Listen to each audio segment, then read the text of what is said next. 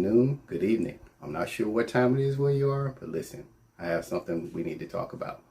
If you're blessed and highly favored, then you need to be in this discussion. We're going to talk about cybersecurity and identity theft. Okay? So listen, I'll see you in one sec. Let's get to it. Hello, everyone. My name is Keith Collins. I am the owner of Black Ops CSO. I am a cybersecurity professional and a U.S. Army veteran. I specialize in cybersecurity or cyber awareness training and threat protection. I am one of your speakers for today. I want to thank CHAMPIAM for allowing me to speak at his first annual summit, or at the first annual summit. I'm pleased and honored to come before you and to present this information and to have this opportunity to present this information. So first, again, my topic today will be identity theft and cybersecurity.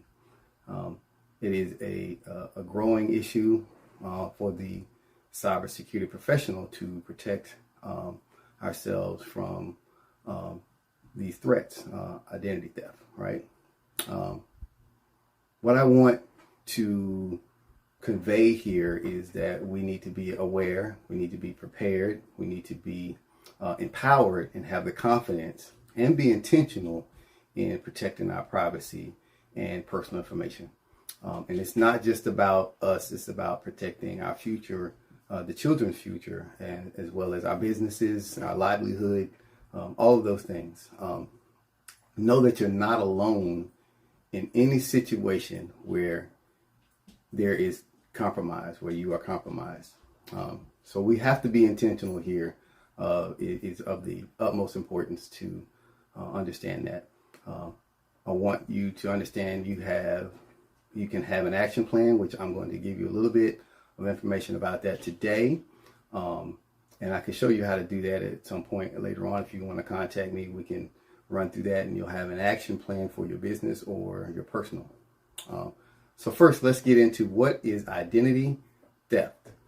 So basically, it is when someone wrongfully obtains your personal information and uses it for their monetary gain, all right?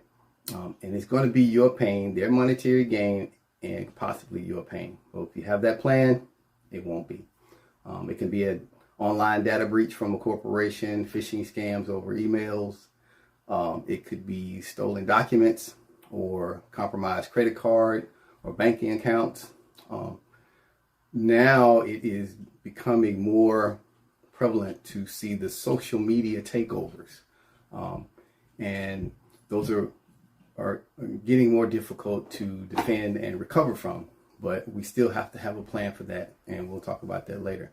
We just got to understand that our digital footprint, personal and financial information, is out there, and it's out there in multiple locations and multiple droves. So how do we protect that, right?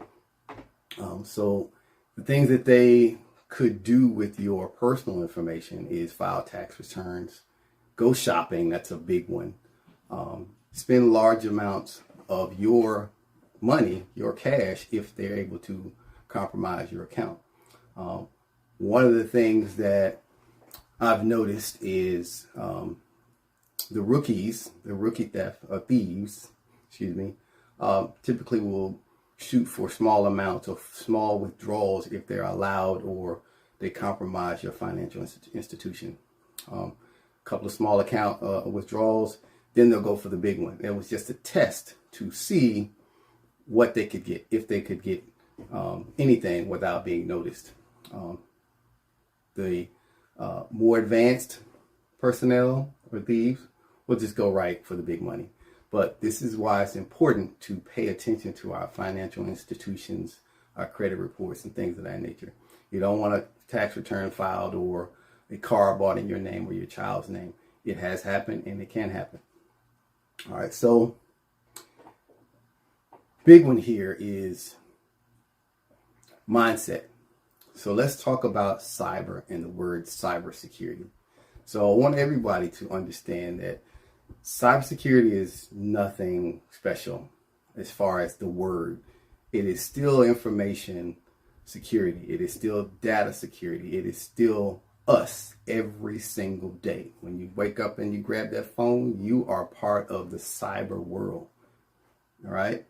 Your computer, your tablet, your kids' phones, everyone is part of the cyber world. That word doesn't really have a grand meaning as most people think. All right? You're still part of, you're on the internet. So you're part of the cyber world. And you have an obligation to secure it. All right? When I say that, that goes to, like I said, all your devices, your Wi-Fi at your house. All right? Security obviously is fear from anxiety, danger, doubt. You want to be comfortable. So you have to cyber secure it. You want it to be cyber comfortable. You want to be cyber and no danger, right? So they put the two words together and it made it seem like it was, some crazy thing, but it's not. So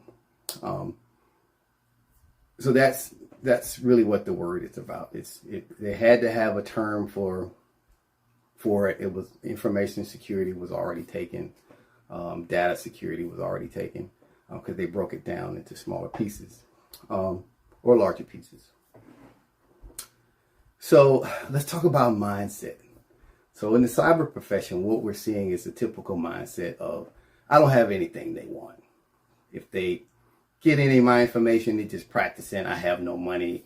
I just have friends on my social media. But if you have a business, even if you just have a personal social media account, you have contacts, business contacts, friends, right? What's happening on social media is that Bitcoin. There's individuals who steal those social media profiles. They act like they made a bunch of money selling homes or Bitcoin or whatever, and they start soliciting the money from your friends or maybe your business partners, right? Sometimes what happens is when the social media profile gets taken over, they say nothing, right? But that's part of having a plan, is to know that you have to say something.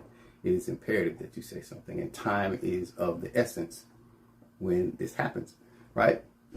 So here, again, there's going to be plenty of negative things when it comes to identity theft and cybersecurity, right? But the whole point here is to understand that you can get beyond that by understanding that, hey, the threat wants you to be scared. They want you to not have a plan. They want you to be anxious and frustrated and mad, because at that point, that's where you're spending your time. You don't want to spend your time there. You want to say, oh, all right, let me jump on this right away. What's my plan? What's my action to jump in and start fixing the issues? And there's plenty of help out there for that.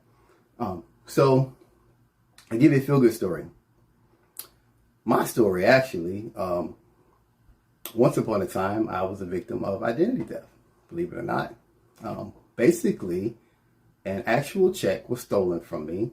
The check was distributed somehow in Florida. At the time, I was in Atlanta, living in Atlanta, and the check wound up, or a copy of the check wound up in Florida. Well, here's the scenario. Tallahassee, Florida, Home Depot, Daytona Beach, Lowe's, $600, $300, all within about an hour. Well, I checked my bank account. I saw this. I saw the transactions, called my bank. We started the investigation, reported to the police in Florida. Well, lo and behold, I got my money back. Home Depot was actually able to retrieve the camera footage and a copy of the check and found out who the individuals were, right? Easy peasy. My action plan was paying attention to my banking information, knowing what I'm spending my money on, and looking at it daily or every other day, right? That's the action plan, right?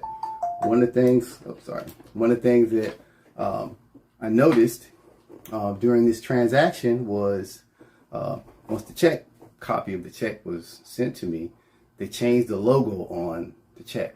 Nobody checked the logo. They just assumed it was a postal emblem, because I used to have an account with post office. Long story, but they made a crow.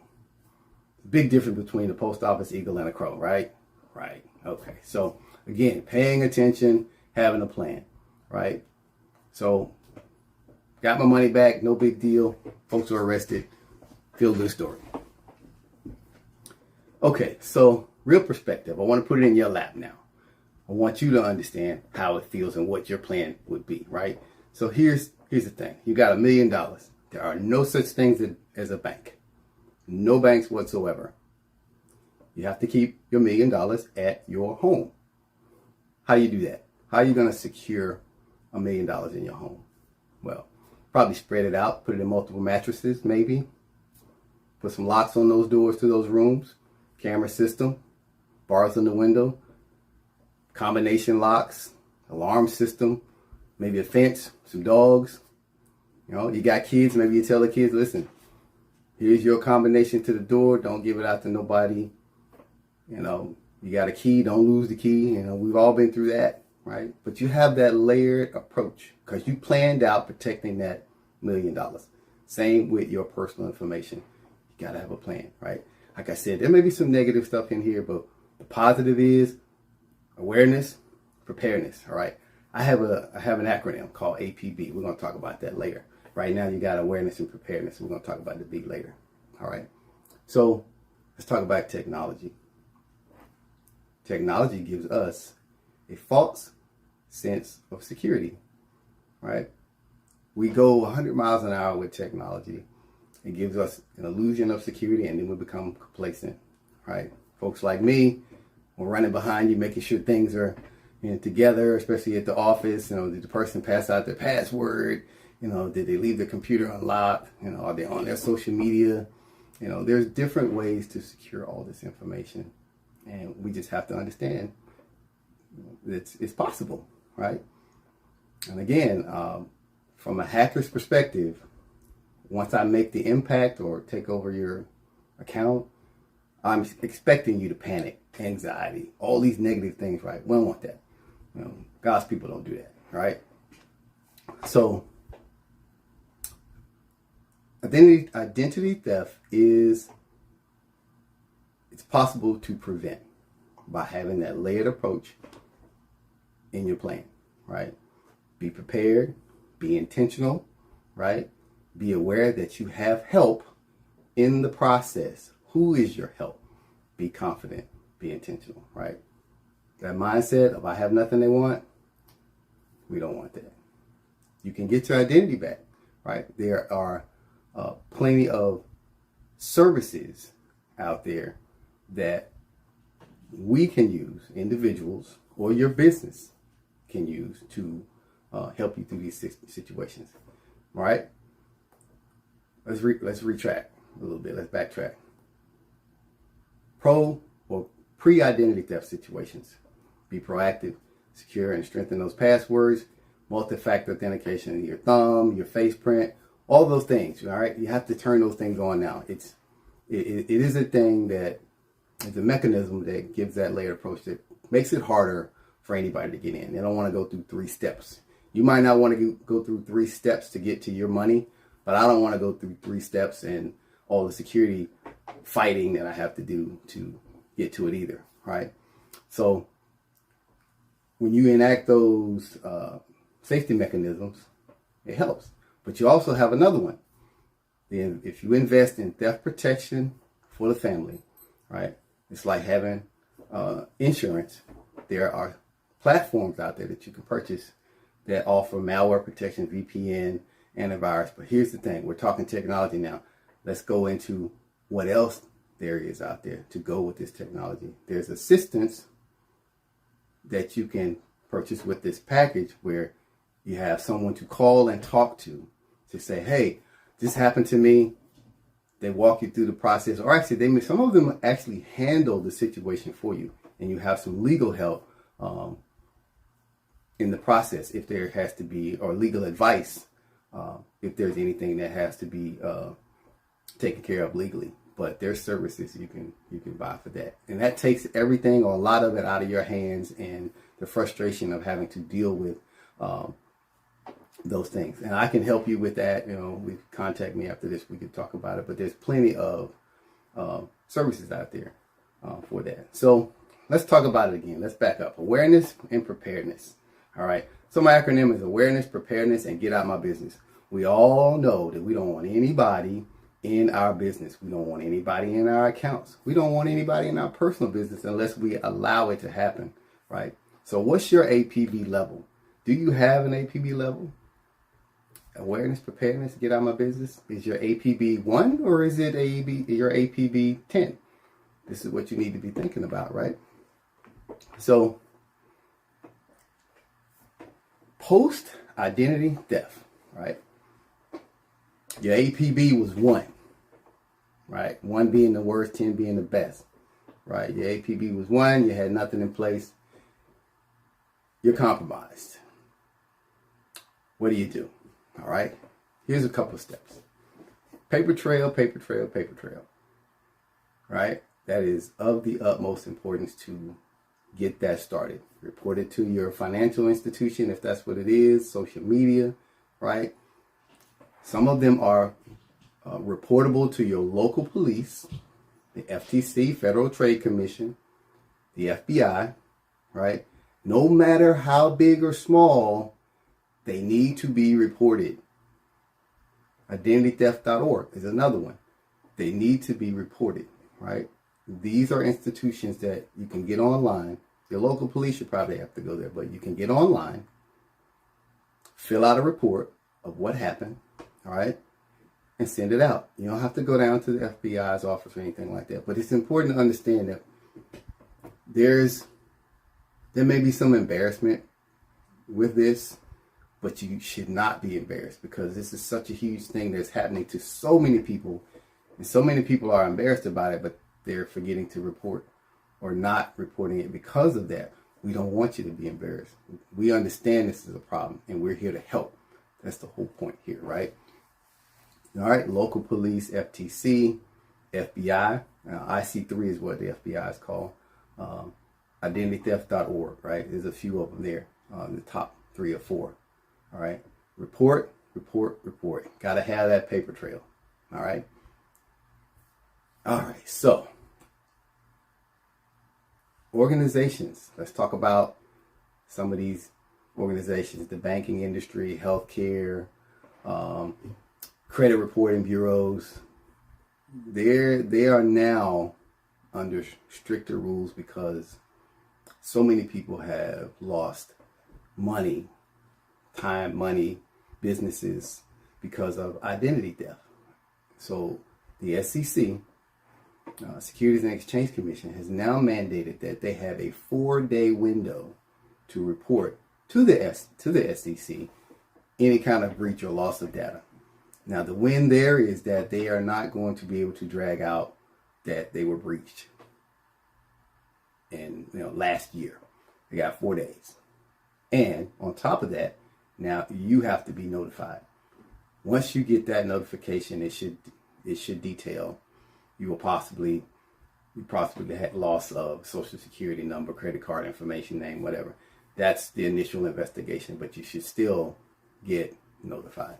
And this is important because we have to make these corporations responsible for securing our information, right?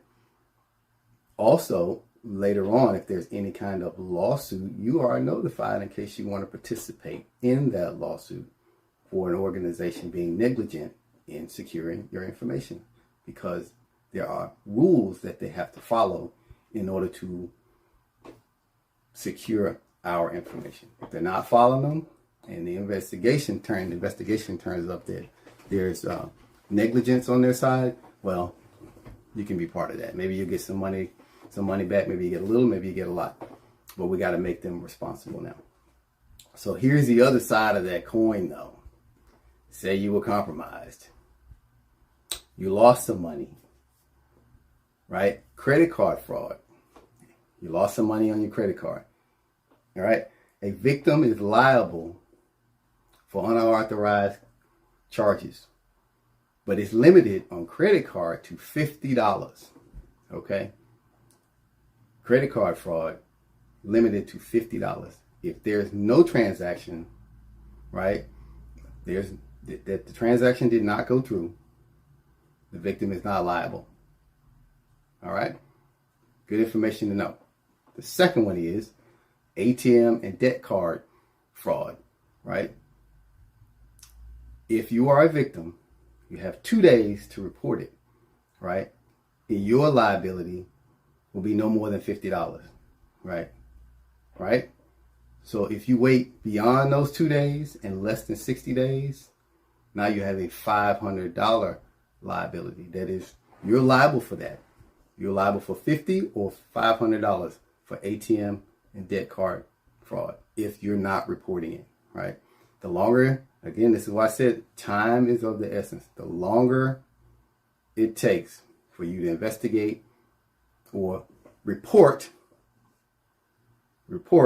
paper trail, and issue, you're going to be affected by the money you lost, plus you could possibly have to pay. Let me say that again. You could possibly lose the money in the identity theft, the compromise, and possibly have to pay.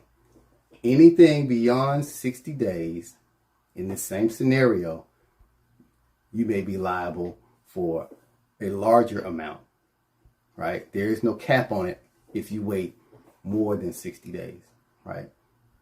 2 days, $50. More than 60 days, or 2 to 60 days, $500. Anything more than 60 days, there's no cap. So understand, if you lose money, you can lose money 2 ways here if you're not on top of your game. All right. If your APB level is 1, if your awareness, preparedness, and get out of my business is that a 1, you might be losing more money than you want. All right. Statistically, social media is at the top of identity theft. And with AI coming into play, we've already started to see that AI identity theft scams are growing. And they're a lot easier because they're using AI as a platform against us, because most people say AI, it's artificial intelligence. It thinks like us, and it's programmed to respond in certain ways and analyze our responses. So your social media is being used against you. All right. 5 more things. Stats on who are the primary targets: seniors, children, low-income individuals, online shoppers, or frequent internet users, and high-income individuals. Children is important here because children have unused personal information. Now I can get that and use it however I want. So if a social security number for a child gets out and it's not being tracked, now I have taken over that entire child's life. This is why the education field, the school systems, the education systems are one of the primary targets. Okay? Secure your child's future by making sure you secure yours. Get your APB up from a 1 to a 10. All right? Again, listen, a negative subject, but the positive outcome, again, is being aware, being prepared. Be intentional on protecting your privacy. All right, so let's go into the dark web. Dark web. It's important to understand. Listen, don't get freaked out. Let's not be. Let's not take the subject and make it a bad thing. You have to understand how this works. Okay, this is super important for you to understand the mindset here. You know, your mindset, theirs. The dark web. Here's what happens on the dark web before you even get identity theft situation that happens to you. Right? The average person loses about $1,000, right? That's on average, right? $1,000. It's going to be more than that for some, less for others, but just say $1,000. If you can afford to lose $1,000, that high five to you. I'm not comfortable with it. Don't want to be either. So let's say $1,000. On the dark web, the thieves will purchase a package. That package will be about $12.99 for an identity theft package. They will take that package, distribute it to about 2,500 people, right? It's throwing everything against the wall, what sticks? If all 2,500 stick, I just made my money back. Just if one sticks, I made my money back. But I can take that package and use it again, right? So this is what you got to understand. This is black market, obviously, but they're spending a little bit of money to come after you because you don't have any kind of protection, right? So let's think about that. How much does it cost you, right? $15 to $50 a month to protect all your devices, or just one of them. But you configure it, or maybe the organization that you purchase it through will help you configure it. It's software based, obviously, but you're paying for that extra layer of protection that you may or may not have. And what the good part about this is, some of them, like I said earlier, offer help and legal services if something does happen to you. Now, what I want everyone to understand is computers, software, all of these things are all flawed. This is part of that complacency that I was mentioning earlier. We have a false sense of security with all of this technology, but we have to keep putting technology on top of technology in order to have some type of protection. Technology with no protection is just like leaving your door open to your house. You walk out every day and leave it open. It is pretty easy to get into, but that's neither here nor there. My job here is to get you to understand that you can be confident and secure and aware and intentional in your privacy, right? State responsibilities are growing. The government is putting responsibility on the states to protect us, come up with better laws and rules, so we need to be aware of that. They're coming out. We can vote on those things. The requirement to report the information, again, like I said earlier, as corporations have a responsibility. It must happen, right? And they must be held accountable. They hold us accountable. Like I said earlier, you get $1,000 stolen from you and you don't report it within 60 days, now you got to pay $500 or more on top of what you already lost. How fair is that, right? So again, report, FTC, FBI, local police, identitytheft.org, plenty of places. So what we want to do here is focus on changing the mindset, changing our culture, and being aware, right? What is your APB level? Is your APB level 1? Your awareness, preparedness, and get out of my business, is it a 1? Is it a 2? Is it a 5? Is it a 10, right? Let's get our APB up so that we are protecting ourselves, our business, and our children. Listen, I'm out of time. If you want to get in contact with me, my name again is Keith Collins. I am the owner of Black Ops CSO. I have a website, blackopscso.com. My email is blackops@blackopscso. You can find me on YouTube at Black Ops. You can also find me on Instagram at Black Ops. Listen, if you're blessed and highly favored, you know faith without actions is dead. So let your action be your APB. And let's get your APB up. Listen, I'm out of time. Be blessed. Have a wonderful day.